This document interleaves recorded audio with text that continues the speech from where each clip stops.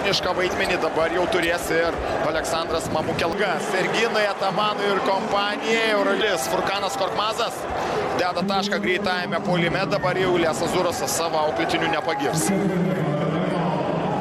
Netiesioginėje kovoje savo komandos lyderiui. Tai visas Makfeidenas be keitimų varo ir toliau Andronį.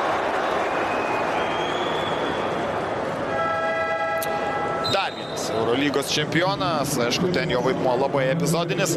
Turkijos rinktinėje šiek tiek apie Šeiną Larkiną, kuris gali puikiai sukurti progas komandos draugams. Taip ir atsitinka. Sertačas Šanli pasirodęs daugiau nei 2 minutės žaidimo, lygiai 0 taškų. Sertačas Šanli, gražu žiūrėti. Į Turkijos kamuolys derinio gestą puolime. Dabar rodo Čedi Osmanas. Dabar sužaidė Turkas. Antroji Turkijos rinktinės nuobauda šiame kėlinyje. Iš varžovų 10-0. Sranikašvili gerinti. 3,9. Dar vienas sėkmingas varžovų reidas po šeimininkų lenta ir kategorija ne jo pusėje. Antroji Andronikašvili nuobaudniškai.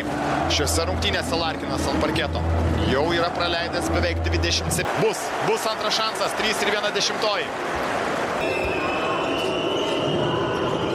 Krepšio dabar pelno Melygas Magmutoglu ir jau Ilyasas Zurasas neleistinai stabdomas Čedi Osmano.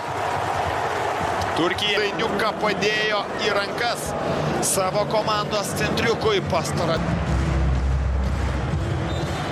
Ratė Andronikašvilis sužaidė 30. Ūgis žaidžia Turkijos rinktinės ir Sertačas Šanli šauna taikliai. Teisus. Teisėja Erginas Atamanas šalinamas yra iš arenos. To reikia.